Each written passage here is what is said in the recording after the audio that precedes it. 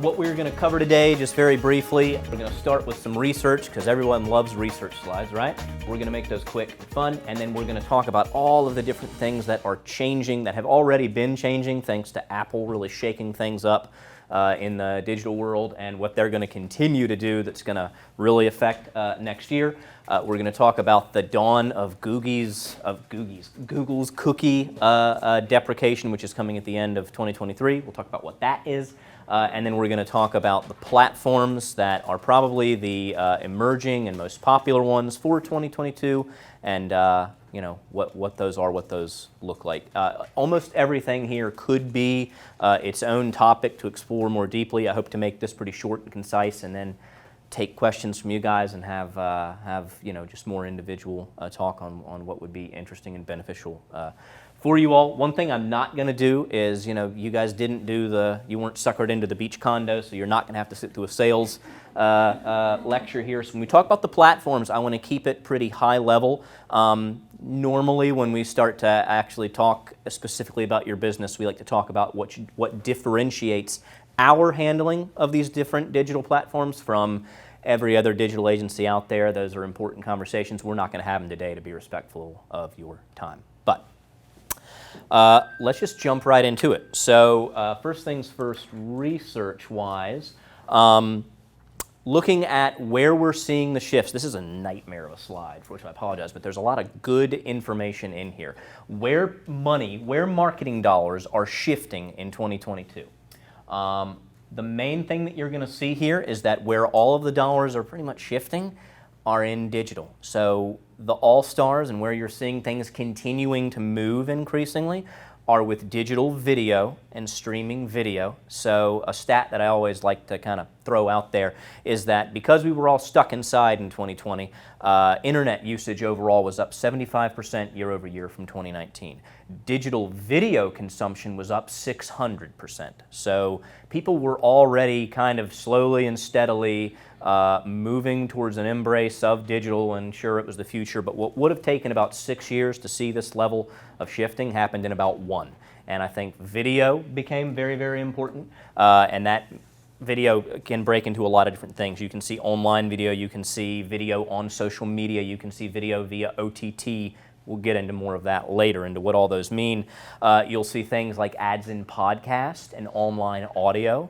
And those are all going to be areas that we dive briefly into a little bit later on. But those are the areas where more and more the majority of those ad dollars are shifting. And there's a reason why. It's very, very effective. So another one that I thought was interesting, $375 billion will be spent in digital advertising by the end of this year. Over the next 2 years, that's expected to grow by another $75 billion.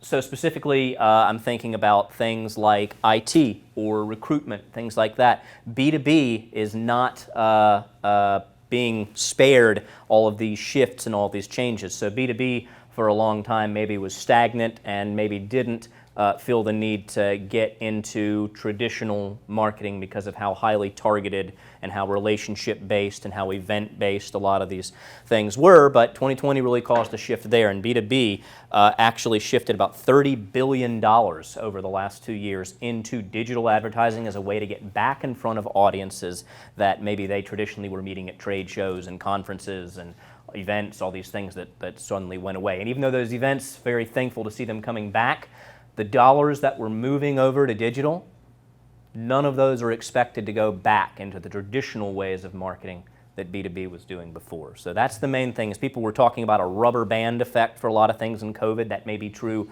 of travel and things like that, going out to restaurants. People talk about revenge travel and how that's happening right now. That's not what's going to happen with digital. The changes that we've seen are the new normal now, very much so. Something that we used to say in a lot of these seminars is we used to try to talk to people about why you need to be doing digital and isn't digital important. I think that pretty much everyone here is kind of past that, right? I mean, digital is very much the world that we live in, and it's a place that you need to be in marketing. So now it's not so much should I be doing digital, but how should I be doing digital? Am I doing enough of it?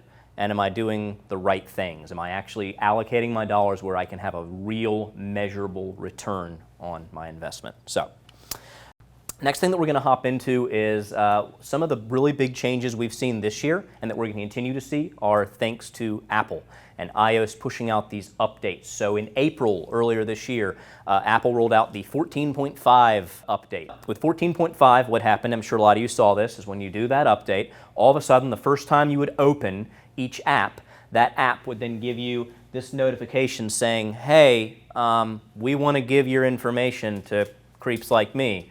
Is that okay? And so something that was happening before is just making people more aware. And absolutely, we certainly saw a big dramatic shift of people opting out of tracking at first, and we're still very much seeing it, but we're also starting to see people kind of go back into tracking as they realize all the benefits of being tracked and how you get relevant ads. This is a really funny story. So actually, my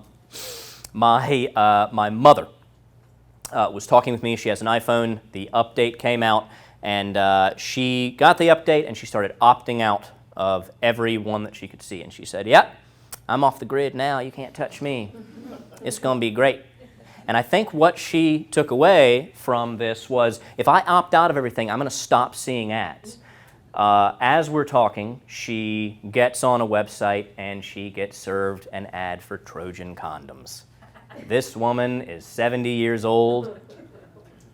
You're going to start seeing less relevant ads, not less ads. So, as people realize that, there's started to be a shift back into people subscribing back into these sorts of things. Facebook especially is still very much feeling the sting of this. Because people were able to block that level of tracking, they said, well, our conversions are down about 15% this quarter, and we blame it on that Apple update. That was only step one of what Apple wants to do. A couple of weeks ago, about 2 weeks ago, iOS 15 was pushed out. This time, Apple is going after email marketing. A lot of people here doing email marketing, sending out e-blasts. So not to spell doom and gloom for you here, not to say that you shouldn't continue to do that, but you're about to see that impacted in several ways. One of them is going to be through Apple's mail privacy protection, which basically means that you're not going to be able to tell accurately an open rate anymore. So people are going to be on Apple devices able to kind of opt out to be able to say, I don't want a company to know if I've opened their email. Furthermore, when you have goals set up in your email so that you say, all right, well, in my e-blast, I want to know how many people downloaded the newsletter, how many people went to my Facebook page, and you have 3 or 4 different goals there. They're going to be able to hide those as well. People are going to be able to hide their IP address through it, which is just going to further prevent tracking. So Google is going to phase out by the end of 2023 third-party cookies. Notice the little caveat there, third-party. Google will still have their own cookies that they're tracking, but so that's also part of what they're doing. It's not because everyone at Google's so caring about your privacy. They just want to have a little bit more of a corner on the market. They've given until 2023 for that to happen, and that is definitely going to have a major impact on the things that are trackable. This will not be the end of behavioral targeting. Part of the reason why they've given this really nice 2-year reprieve is because there are a lot of different technologies that are already finding new ways to do the same thing that we were doing before. One of the chief ones that Google itself is exploring is called FLoC, or Federated Learning of Cohorts, which is one of the nerdiest things you're going to hear today. All that's happening with FLoC is we're putting those people in a sandbox. The exact same information of behaviors and interests and demographics are still being given to ad companies and marketing companies like us, but it's before that happens, it's grouping a bunch of similar individuals into a group, into a flock. So birds of a feather flock together, right? And then they're still sending along that information. The good thing there is that it is a little bit less invasive because it's just groups of people rather than individuals that are being targeted. There are some other ways. That's the main one that Google's doing. There's things like Unified ID and Net IDs that are going to be able to track even more effectively than they were already. Things like as you use your email to sign into apps or to sign into websites that have portals, like your banking website, things like that. It's going to be able to use that information to be able to build an ID, an anonymous ID, just like the cookie is, for you.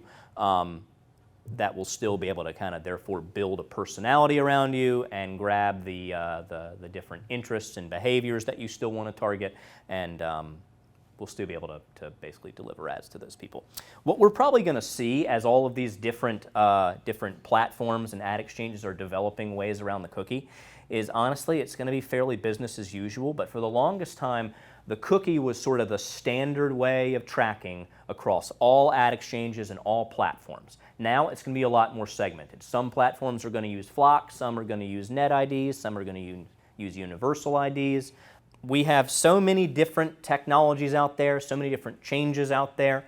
This is where what I'd like to do is go in and talk about what are the products, the top 3 or 4 technologies that we have seen the most growth in over 2021 and 2020, and where we are seeing the most ad focus shifting to for next year, where I think these would be important places to be relevant, because more and more it's where users are choosing to go. And in a lot of cases, they're also going to be ways of getting around or navigating some of these new changes that we've been going over. So one of them is called social mirroring. And before I hop into social mirroring, one change that I didn't talk about, just because so much has happened over the last 2 years, it just seems like it was an eternity ago. But Facebook has been doing, they've been having a lot of updates, pushing out a lot of updates that have been further limiting different levels of targeting. So yeah, Facebook, as we talked about before, is definitely being impacted by the iOS update that was blocking it from being able to track people. But Facebook also, just frankly in a PR move, has also started to remove different targeting abilities that a lot of companies find really important. So I have a lot of realtors, right, who really liked the fact that you could target by someone's net worth or home value. You can no longer do that. I know a lot of recruitment and B2B that really liked that you could target by a job title on Facebook. You can no longer do that. It's a lot more than those, but those are just some ones that immediately come up. So as Facebook is having to limit those things, and as it's sort of being strangled a little bit by this 14.5 update, social mirroring has been one of the top responses for that. Now, what is a social mirroring ad? It's in effect doing social media off of social media, which is a silly sentence. We're just going to show you a video of it. So, someone is on Bloomberg.com. They are not on Facebook, and yet, look at this. They've apparently gotten a Facebook video post served to them on Bloomberg.com. So, in effect, social content is being served to someone off of social media, right? It interacts in all the same ways you're used to social doing. Someone can click on the call to action button, which would take them through to your website, as an example. You can click the social icon at the top and the page name, and it would take them through to your Facebook page. Someone can engage with you first on that social platform. And it even gives you the ability to like, comment, and share, and do all the fun interactive things that you're used to doing on social media. But again, it's doing it off of social media. And so what we literally are doing, and the reason it's called social mirroring, is we're actually getting posts on social media. You can get, and this isn't just Facebook, it's a lot more than Facebook. It can be Twitter, it can be Instagram, Snapchat, TikTok, LinkedIn, you name it. And what we're doing is we're getting content that traditionally would be just posted there on Facebook, and as the name suggests, we are mirroring it. We are recreating and displaying that content on whatever websites a user goes to who fits the targeting we have in place. So basically, at any one point in time, we have access to a little over 80 million different websites and apps and games. That's at least for Wheeler. And so what would happen is if somebody falls into the behavioral categories and the targeting, the keywords that we use, that if that person goes to Business Insider, well, then all of a sudden your social media ad or post would serve to that person there on Business Insider. And then when they go to weather.com, it'll follow them there and it will stalk them, right? But in a good way. So yeah, platforms that this can be done on: Facebook, Instagram, Twitter, LinkedIn. That's been really, really beneficial because, frankly, LinkedIn, we offer LinkedIn ads, but especially when it comes to headhunting and recruitment, LinkedIn's expensive. Their ad platform can be incredibly expensive. So this can be a cost-effective way to kind of navigate that. Pinterest, Snapchat, YouTube, and TikTok are the main 8 that we currently offer. And, you know, depending on who your audience is and who the targets and the demographics are that you're trying to reach, that would determine which platforms you probably want to focus on. So these ads do get wonderful engagement, social mirroring. They, on average, do about 10 times the national average, so they have been very, very effective. We've used them a lot over the last year as people have been trying to navigate all those Facebook changes. So that would certainly be one of the main ones I wanted to talk about today. Next, I wanted to talk about video, and specifically OTT. So TV has not been very happy with OTT. They're claiming, a lot of major networks have been claiming that Nielsen has been like doing the diaries wrong and all this different stuff because they're seeing such a severe shift away from traditional TV towards OTT and streaming TV. So this was, again, something that was happening pre-COVID, but in the last year, OTT and streaming overtook traditional TV and is in the vast majority of households now. And 58% of businesses that are buying OTT have said it's more effective than traditional TV. Now, the reason why, I think, like most digital things, is simple. It's targeted, right? So it's because of the targeting. The fact that, as opposed to traditional media, which of course has its uses and its benefits, I like to think of that as a megaphone approach. You're hitting a really large, wide audience, whereas anything digital is going to be much more targeted, much more specific, much more about minimizing waste and only talking to people who fall into X, Y, and Z. Just to review what an OTT ad is. OTT stands for over the top, and it's what the industry has decided to call ads that are being served on smart TVs and connected TVs as people are streaming content on platforms that allow video ads to be served. So it's a TV commercial being served when someone gets on Hulu to watch something, or CBS or ESPN or whatever. We personally use, at Wheeler, we have thousands of different ad platforms that we go across. Obviously, that's not going to include something that doesn't have ads, like, let's say, Netflix. When people say, can I get my ad on Netflix? And I'm like, if you can, tell me how. And that's going to be across whether it's a smart TV or a TV that's got like a Roku stick in it, or a Chromecast, or anything like that you plug into the TV that then allows you to stream content. So that's what OTT is, and again, the cool thing about, even though it's sort of like a TV ad for the digital age, is that can be behaviorally and demographically targeted. That can include things like really advanced, well, B2b targeting. We use, not to get too nerdy here, there's a thing called a DSP, which is a demand-side platform. And that basically means that we're able to use a certain technology partner that just gives us targeting. So for B2B, we work with Oracle.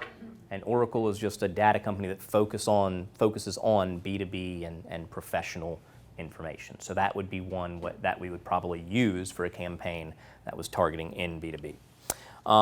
And we can even target by artificial intelligence. Artificial intelligence is crazy. So that's going to be one of the big things to watch too, across the board with almost every ad technology, is how people are realizing that in some ways there's an undeniable strength to having real people managing your campaigns and shifting dollars where they're seeing results and shifting them away from where they're not seeing results. What AI does is it's basically saying, let's let machine learning take over that process. Like, let's let Skynet handle this. Nothing will go wrong.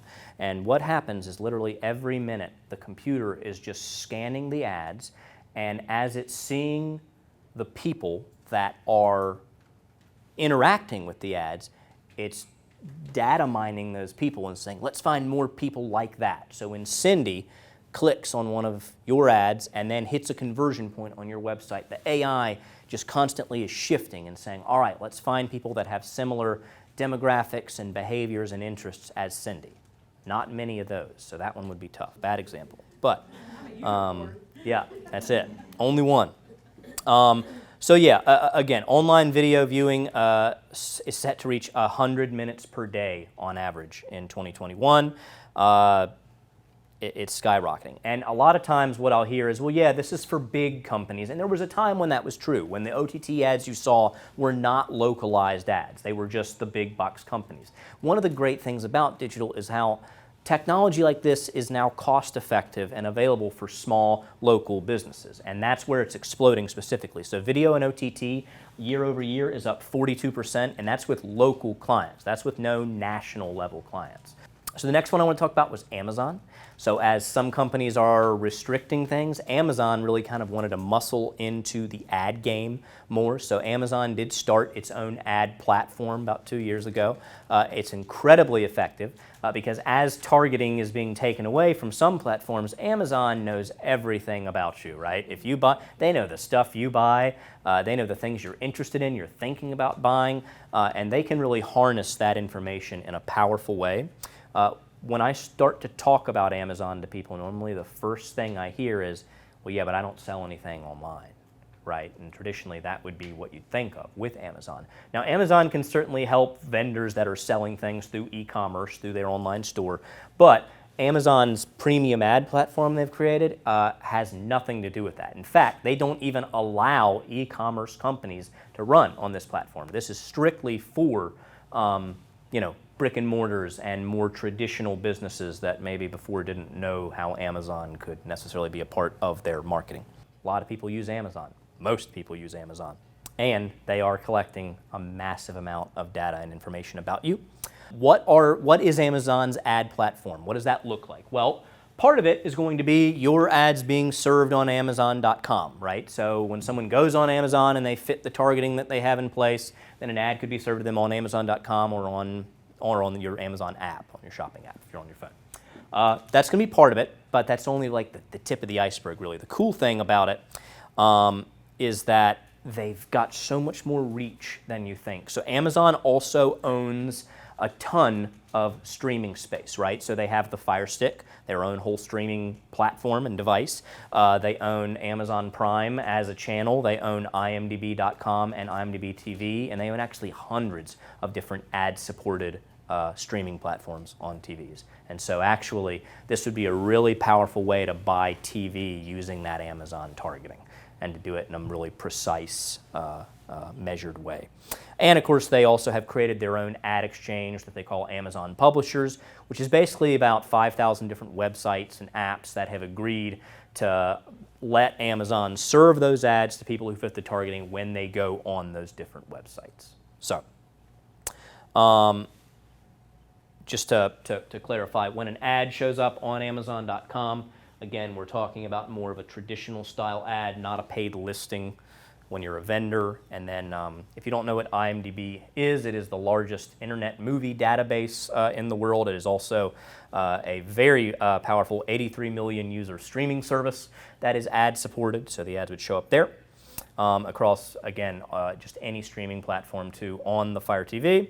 And then the websites that are in those Amazon publishers are really, really powerful. And those ad types can be display ads, they can be video ads, pre-roll, OTT, you name it. So Amazon was going to be part of it too, that I wanted to talk about. And then the final one was another one that you saw up there on those lists of where all the growth is coming in digital marketing, and that's going to be online audio. And so this is radio kind of going into the digital world, right? And so what this means is we get a spot that would maybe traditionally be a radio spot or 15 or a 30-second audio. And instead of serving it on radio, this is actually getting people when they are listening to podcasts, when they're streaming music on platforms like, say, the main one that we serve most of our ads on are Spotify. So when people are on Spotify, when they're on Pandora, when they're on SoundCloud, they're on TuneIn, they're streaming radio that way, well, then these would be the types of ads that people hear. So every single digital product, at least the way that Wheeler does it, you can and should make sure that your geography is really firmed up. So one of the big advantages to digital is you don't have to buy a whole DMA or a service area like you always had to before traditionally. You can say, I want a 10-mile radius of my store because those are the only people that are realistically going to shop with me, or only these zip codes are my territory. Or when we talk with Domino's franchisees, they get real protective of their area, right? So you can get just the area map for that franchisee and not be stepping on any toes, right? About 67% of the U.S. population regularly listens to online audio every month. Last month, 67%. So it's quite powerful. So yeah, I went a little bit longer than I said I was going to, but at the same time, those were the main platforms I wanted to talk about. And I really wanted to open up to questions about what do you guys want to talk about? What are your concerns about 2022, about digital in general? Let's talk. Questions?